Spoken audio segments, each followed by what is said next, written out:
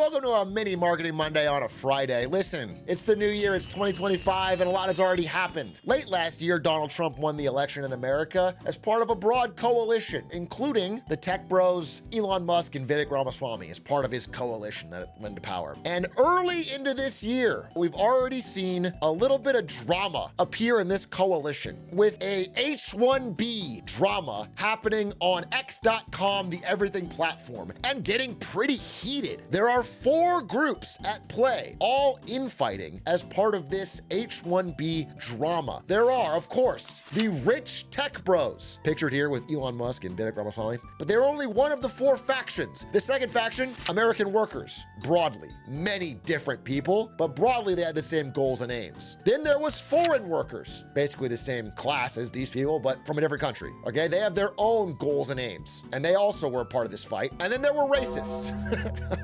These 4 groups all have power online, and they all fought with each other about this H1B drama. And I want to get into it, but first, you're probably asking, possibly, what is H1B? What does it actually stand for? What's going on? I'll make it really simple. So if you're an American, you probably think the world looks like this. This is the only country on earth that matters, of course. But it turns out there are other countries, as I found on this map that has us listed as United States. It turns out there are other countries in this wide world of ours. Some of them have fewer opportunities for good jobs than America, and oftentimes people from the other countries want to come and work in America. Then you need a visa. You can't just fly in here and do it. H1B is the main vehicle by which corporations do this. It's designed for people that have distinguished merit and ability, highly specialized knowledge. If you are an American company and you think that you can't find somebody of distinguished merit and ability with highly specialized knowledge, you cannot find this from the US workforce, then you are allowed to apply for an H1B visa to get somebody overseas. When you do this, you are supposed to pay them equal to what you would have paid the American worker. This is all the requirements of the law. Remember this because this is the core of the H1B program. Recently, these two kicked off this whole thing. Again, they're the head of DOGE, the Department of Government Efficiency, and that's their nominal power, but they also have rhetorical power. They have power over a wide swath of Republican voters. They have influence. And recently, they came out swinging for the idea that America needs to up the amount of H1B visas it offers every year. I need to clarify, sorry, just to go back to this. The H1B visa only gives a certain amount of these every year, the government. And if more companies apply for one than exists, they give it out in a lottery. And so many corporations that use H1B want to increase the cap. They want to have more and more H1B workers. These people are for that. They want the cap to go up. Vivek Ramaswamy came out with a truly mask-off Twitter thread where he basically said American culture is weak and dumb and lazy and bad.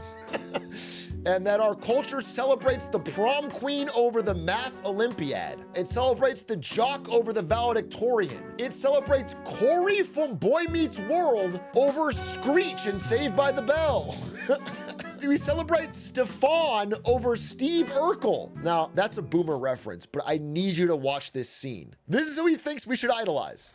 Mock if you must, my little minx, but I found my cool gene. This elixir will improve my coordination, my posture, my vocal intonation, and I might even sprout a chest hair or 2.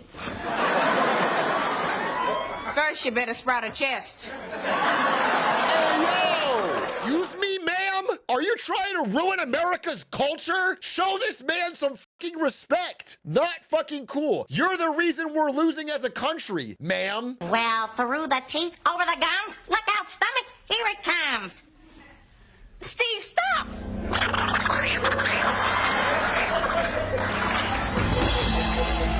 Steve!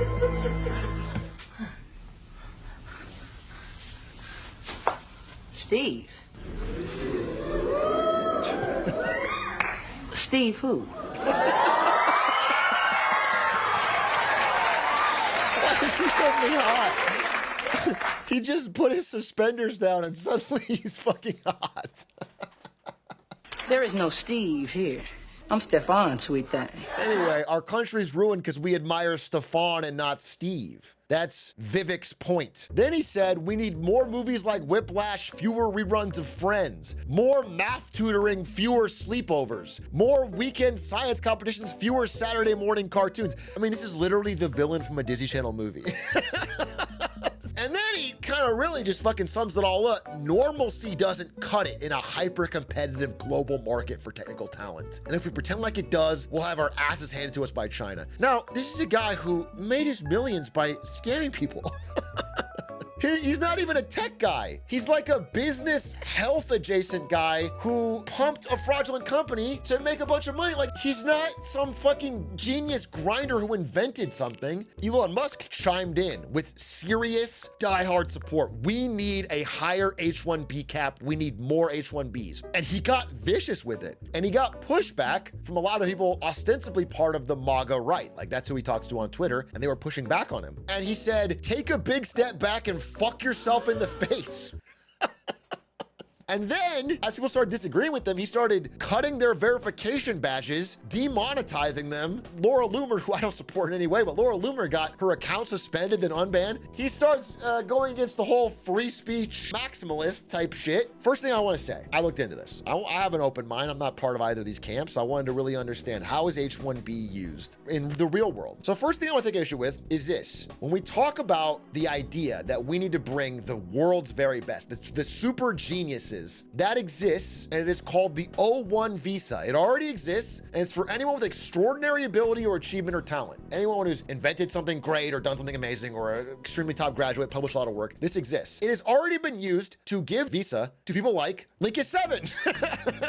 Lincoln 7 has an O1 visa for having an incredible speedrunning time. It's not impossible to get. He's extraordinary. He's one of the world's best. It exists and it's possible, and it can be used to bring in people of extraordinary talent. The way I am seeing H1Bs used when I look into it is largely for companies to fire people and save money. Disney, for example, famously took a massive part of their accounting department, fired them all at once, brought in a bunch of H1B workers at the minimum they could pay them, which is a level 1 accountant, and they made the old workers train the new ones. And they said you could only get your severance if you made sure your new worker is doing your job correctly. So you spent 30 days explaining your whole job, and in the last 30 days they take it over. So obviously that is a demoralizing and economically crippling way to live. That only benefits Disney. The American workers camp is generally mad about the way H1B is currently used. Many times when you look into it, the companies were only pretending, again, I know this is often used as an anti-immigration talking point. I'm just gonna say it as this has actually happened.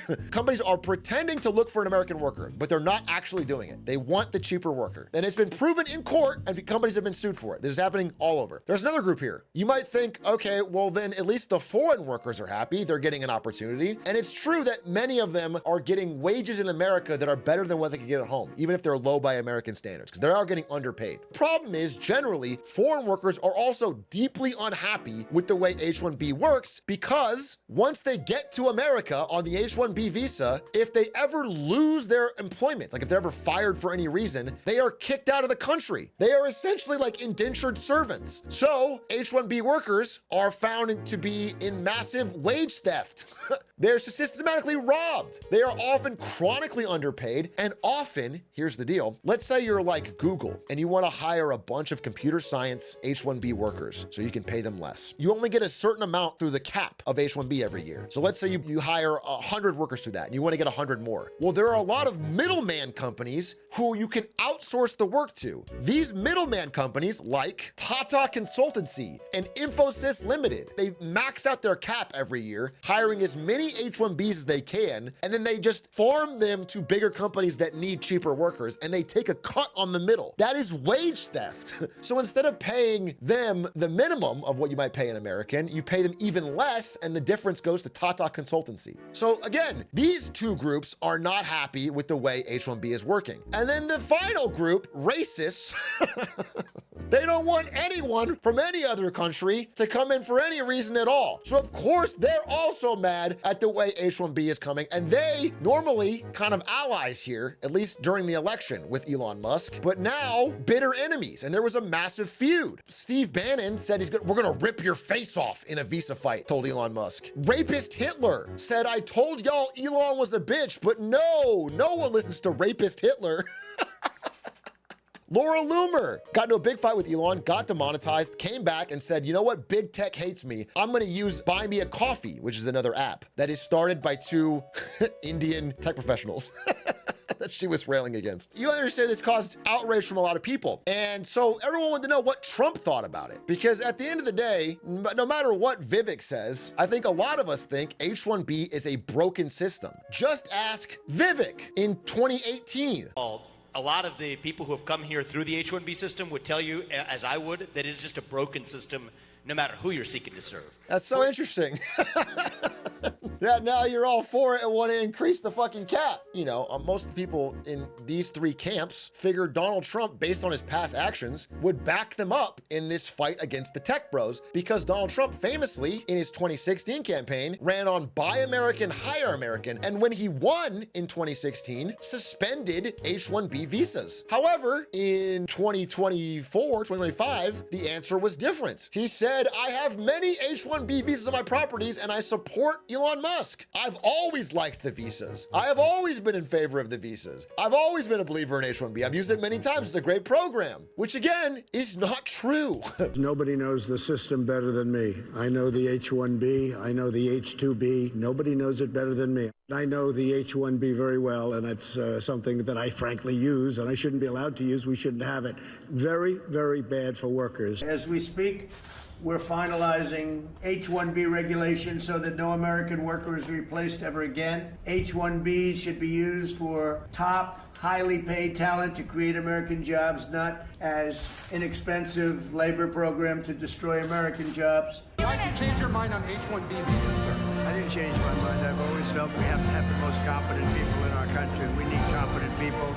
We need smart people coming into our country. And we need a lot of people coming in. We're going to have jobs like we've never had before. So, I mean, that plus this, where he said he's always liked it, he's always been supported, he's throwing support behind Elon Musk, is just an interesting about face. I don't know what else to make it. The end result is that people are a little bit in confusion. A lot of people who are, especially like, let's say you're in one of these two camps, American workers or racists, they're like a little bit like, what the fuck's going on? Because this is clearly a broken system. The workers are getting exploited, the American workers are getting undercut and outpaid. And again, the large area this is taking place is in computer science. So anyone who's computer work adjacent is noticing that they're just getting undercut on wages left and right. It is being used by companies not to hire the world's best and brightest, the top of their field, whatever. It is used because they want to pay people for these jobs less. That's just a fact of it. That's why they want to do it. I mean, one particularly egregious example is that companies like, let's say Google, wants to hire somebody for H1B. They can put their name into the lottery, but they might not win. So these big companies have figured out a way to create hundreds of shell corporations that all apply for the same person, so they have a better chance of winning the lottery, which is also forcing out everyone else from the lottery who doesn't have these massive resources. So everyone who is not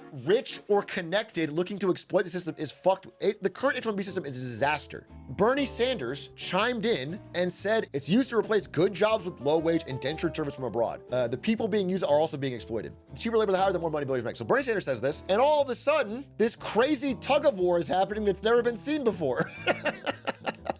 People don't know whose side they're on. That's where we find ourselves today. So the debate is still raging onward, but after Trump said the last word, people are kind of letting it die out. But what I have to say is, realistically, there are many proposed solutions to this broken system. But one that I would say makes obvious basic sense is just to raise the amount of money that you are required to pay an H1B worker to something like the equivalent of 150K plus, whatever it is. It needs to be an amount that is like well above. Because if you make it based on arbitrary merit, they'll find a way to game it. If it costs them more money to hire an H1B worker than an American worker, then they will only do it when it actually makes sense from talent perspective. But whenever they can hire him for cheaper, you become this weird incentive where they're trying to pretend it's for talent reasons, but they just want to pay less money. Also, second thing, and this is going to piss off, I don't know, racists or what, that H1B workers should have a lot more protections on the ability to switch jobs. If we have decided they are talented enough to come and live and work in America, then once they get here, they should not be indentured servants to the one company that hires them. They should have freedom. Those are two systems that I would like to see immediately change with H1B, and then larger fixes can be produced, or a scrapping and remaking of the whole system altogether. But those two things I think would at least bring what they currently have out of a less gameable, broken system. Anyway, I was gonna get mad at Elon Musk, but then I saw, in response to all of the controversy, he donated $109 million worth of Tesla stock to charity. And I was like, wow, that's super based. And then I found out that the charity was the Elon Musk Foundation, and he donates billions to it every year as part of a tax scheme. It's actually extremely advantageous to donate appreciated stock. And the Elon Musk Foundation pretty much just funds artificial intelligence, which helps his companies. As I speak about this, I'm a little late to the party, to be honest. The controversy is almost basically over. Everyone sort of said their piece, they yelled at each other, and then it died down. But it's starting up again, because just recently, Elon and Vivek said remote work was a COVID-era privilege. And now the debate's starting up again. And we'll see what happens. But that's my little update on H1Bs from Marketing Monday. Thanks for watching.